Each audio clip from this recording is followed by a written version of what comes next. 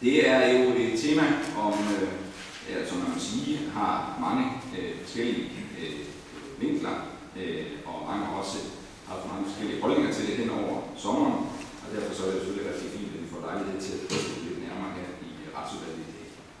I spørgsmålet der henvises der, som også spørgeren var inde på, til en henvendelse fra Københavns Kommunes socialudvalg. Jeg kan i den forbindelse oplyse, at socialborgmester i Københavns Kommune, Mikkel Warming, rettede henvendelse til mig den 10. februar 2012 med henblik på at opnå dispensation fra gældende lovgivning, således at der i København kunne gennemføres en forsøgsordning med regulering af lovlig hashhandel. I mit svar til Københavns Kommune, der oplyste jeg, at regeringen ikke ønsker at give mulighed for en sådan forsøgsordning. Spørgeren ønsker, at jeg forholder mig til, om ikke en forsøgsordning, som foreslået af Københavns Kommune, vil kunne bidrage positivt til bekæmpelse af organiseret kriminalitet ved at fjerne indtægtsgrundlaget fra salget af hash. Til det må jeg først og fremmest slå fast, at det er min klare opfattelse af spørgsmålet om indførsel af en forsøgsordning med legalisering af hash først og fremmest må bero på sundhedsmæssige, men også sociale og uddannelsesmæssige overvejelser. Jeg vil derfor også gerne fremhæve nogle af de ting, som jeg skrev til Mikkel Warming, efter at have drøftet hans henvendelse med ministeren for Sundhed og Forebyggelse, som området vil høre under. Baggrunden for det nuværende forbud mod blandt andet hash er først og fremmest den sundhedsfaglige vurdering af, at hash er forbundet med en række skadevirkninger. Den enkelte rus indebærer f.eks. risiko for angst og panikreaktioner, især hos uerfarne brugere, samt forbigående psykotiske reaktioner. Rusen medfører hæmning af korttidshukommelsen og opmærksomhed, motoriske færdigheder og reaktionstid. Det følger heraf, at cannabisrus forringer indlæringen, derudover forøges risikoen for trafikulykker med videre. Den længerevarende brug indebærer f.eks. øget risiko for kold, altså ryger, lunger og formentlig også lungekræft. Dertil kommer en øget risiko for psykisk sygdom. Desuden vil den intellektuelle og praktiske funktionsevne være konstant nedsat i daglig brug, og blandt andet hukommelsen og opmærksomheden vil blive forringet ved massiv brug over flere år. Navnlig børn og unge og udsatte voksne er sårbare i forhold til skadevirkninger. Sundhedsstyrelsen har redegjort nærmere for skadevirkninger i et notat af 1. april 2009. Og når det gælder en forsøgsordning med lovliggørelse af hash, vil en sådan ordning øge tilgængeligheden af hash, hvilket med stor sandsynlighed medfører øget forbrug af dette rusmiddel og dermed flere skader som følge heraf. Og derfor støtter regeringen ikke en sådan forsøgsordning.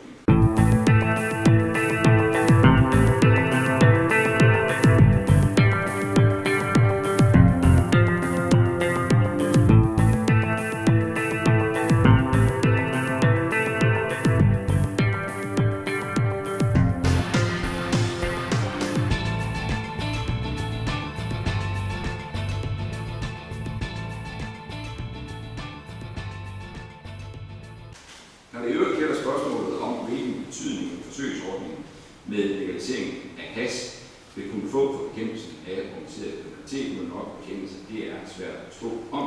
Der foreligger således meget bekendt ingen sikker viden om konsekvenserne for den organiserede kriminalitet af en legalisering af hash. Men man kan da gætte på, at dem, der lever af kriminalitet, blot befinder sig på andre områder at kaste sig over.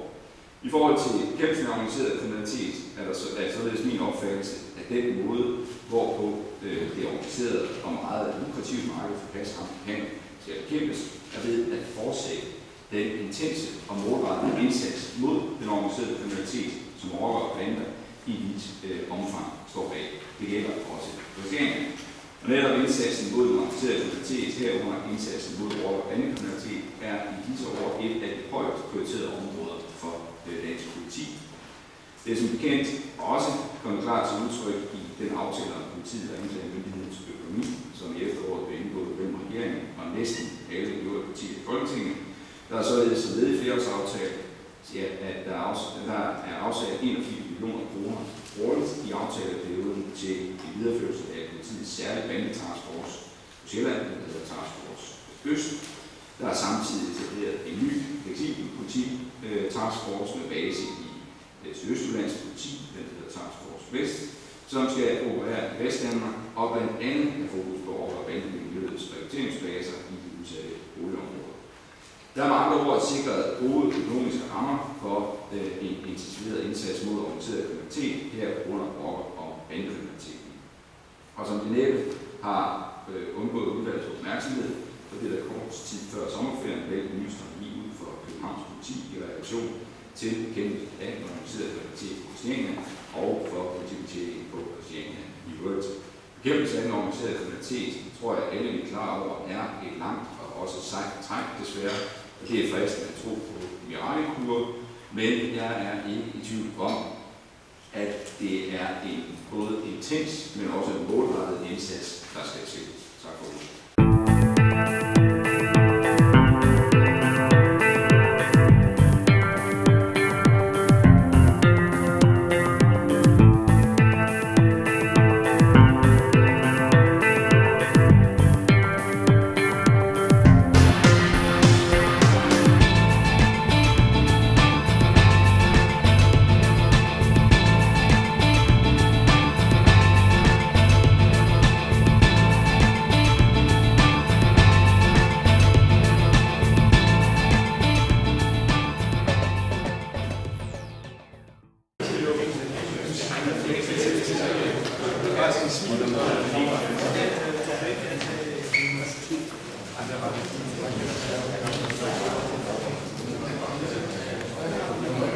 Tak for i dag.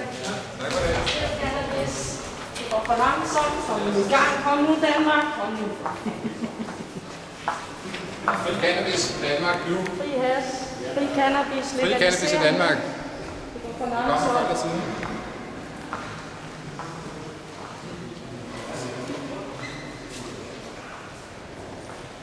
Fri cannabis i Danmark. Det kommer før eller siden.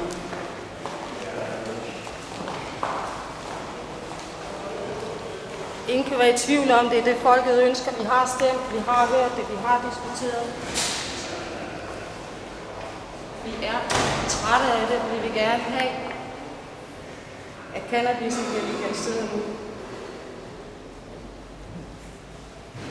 Hørt.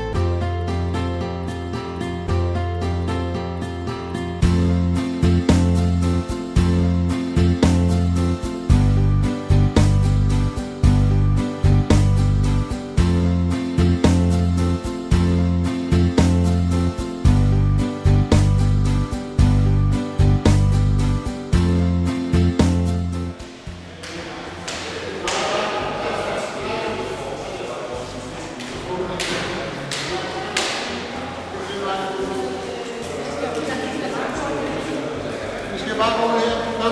Jeg tænker, der står noget. Skal vi slukke den her?